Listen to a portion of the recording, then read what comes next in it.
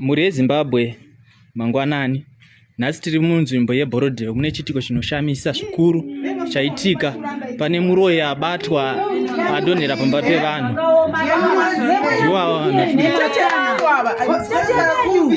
Hello. Chii chaitika panapa? Chaitika panapa zvikutondityisa izvozvizvi. Ambuya ava vanogara kumusha apa ihanzvadzi yemurume wangu vanotedzana kudai nemurume wangu. Saka ini ndinga ndine dambudziko pesa apa mwana wangu anga achitambura ndichimuka makuseni kuma4 kuma3 kundomba dzake ototanga kuchema. Muri kuti ndiatete venyu? Ndiatete ava hanzvadzi yemurume wenyu. Aiwa mirai musadaro. Saka vanogara kupi? Vanogara kumusha kuZhombo. Vanogara kuZhombo. Saka vasvika sei pana? Karara mumba mari kurwara atombokwanisa kubuda pana. Mwana wacho aripi? Akatorara asi kukwanisa kubuda panze pana. Saka tatombomusurudza papi pano handiti mazvona. Mwana mudiki akadai sona iyi. Saka tamusurudza panapa. Saka neyaitika Ko chii chaitika? Zvaitika ndezvekuti mwana uyu anga achirwa anorwara uyu tamusududza edu pano pataona chiitiko ichi. Anga achindinetsa zvazvemazuva zvemakore. Saka last week ndo pandikazoti ndege ndifonere mwana komana wangu ari kuSouth Africa auye. Mwana wangu ndobva ati mama ndakaona message ndeyasekuru vanonzi sekuru Sundagore. Ndakazviudzwa nedzimwe shamwari dzangu ndobva aratidzwa pari paFacebook handiti. Alright. Ndobva tavatsvaga sekuru Sundagore vaya vanogara kuZimuri. Ndokubva taenda nemwana wangu mukomana iyeyo. Ndobva tasvika sekuru vai ndokubva vatini handina zvandokwanisa kukuitirai.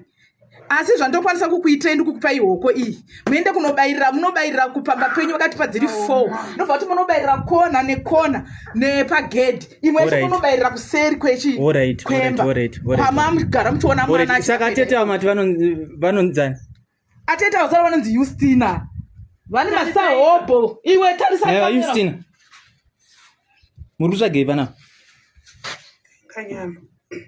Wainga nyama?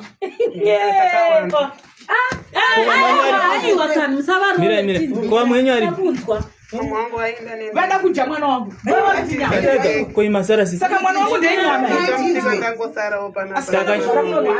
Mwana wangu ndo vari. Saka nyama yacho maione. Mira yama mumba yatiza. Mwana wawe kana. Wewe msichana. Msadaro wabate imbuya msadaro. Wewe msichana. Murikuite pana? Kumana kuchandisa mwana mdiki akadai so. Ndambuya munyari.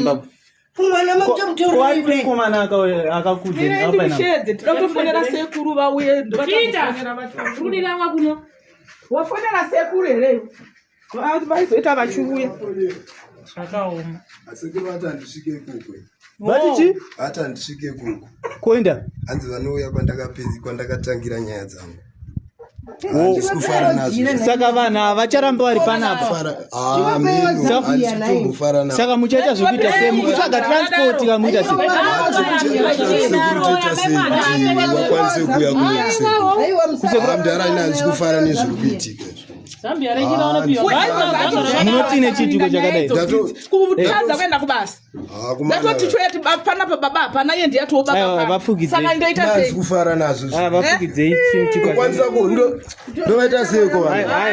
Aiwa mukoma ayo. Musamubate. Ndovaita seko vana. Alright, mune namba dzasekuru here? Namba dzasekuru. Ndikuvafonera. Namba. Amai makadi? Aiwa tinofara. Ndimasangana nedambudziko here. Ndizvo ramaona iri dambudziko rangu tikapanapa ratondityisa asi handina kunyanya hangu kutya semunhu ndakaenda kunotitsvaga kuti zviitike sekudaro. Alright. Ndakaenda kuZimuri kwasekuru Mutungagore ndokwandakanobatsirwa kuti zvizosvika pakudai. Asi nguva yese ndasingazivi kuti ndiani wangu ari kukonzeresa dambudziko iri. Saka ndazofara kuti ndazoziva kuti nditete hanzvadzi yemurume. Alright, ko imi manzwa sei kuti pane vanhu panze kana tichaita? Ndanzwa kuchema noise yaitika. Nhasi haana kuchema machemero anochiita. Sevanhu tanga takafambawo. Tanzwa noise. Paita kunge pari kumhara ndege. Kuita kunge pari kusumuka ndege. Handigoni kunyatso. Noise yendege chaiyo? Kunyatsoti marata ise kuti afanike zvinhu zviri kugara pamusoro pemba. Saka ndopanda shedzera mukomana angarumba. Ndikane uri kunzwa here zviri kuitika. Sezvo sekuru vakati tisabude pai. panze. Saka uyu semunhu wechirume ndiyaita zvivindi ndopaamhanya kuuye kwanzwa kwatanzwa kwazotinya kuti zvine simba chinhu icho chanyatsodonha zvine simba zvekutota kuti nemba yese yadairira handiti uyu ndopaadaini pawindo akati amai kunenge kune vanhu vaviri vakagara ndobva ngatimire kuite sei kumafoka kwandikutaura ngatimire kuchene sezvo sekuru vakati kana uri usiku tisabude kwachena ndopatazobuda isusu panze ndobva ndatoona nguva iyoyo tatadza kuziva kuti saka mutaridza kuti achachengetwa kusvika rini because izveso time dzinenza tori kuma11 murikuti vanhu vanenge vadonha kuma4 mukutaura kwenyu kwamuri kuita isi taka taakumirira sekuru hameno mukomana sekuru vari kutoti ndichasvikawo ikoko sekuru vakatogumbukawo nechiitiko chaitika ndakatogumbukawo munhu arandisi kufara kanzvadzi kangu aka ndoka munhu kandoritochengetawo futi panapa handisi kufara nazvo zvinhu zvakadai izvi apa kutotaura kuti hanzi tatori pajana mambofonerawo hama here mutivazivisa kundozvikuitika dzatafonera dzichatoti svikei saka mutaridza kama wenyu natete ava uchanga wakamira chimiro chakadai kama pasina zvinorwadza kama pasina zviri kundirwadza aiwa motodzora mwoyo mukoma kana simba chairo handisisi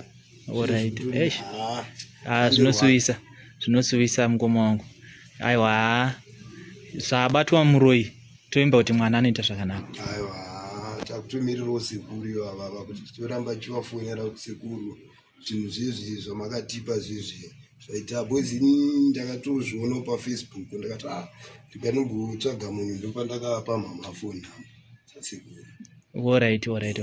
Muri yeZimbabwe mazvinzwira tanga tiri kuno kuBorodale kwabatwa muroyi saka tichasangana nemi muzvikamu zvinoteera tichinzwawo sekuru kuti vachange vachitii nekuda kwenyaya iyi. It's bye bye for now.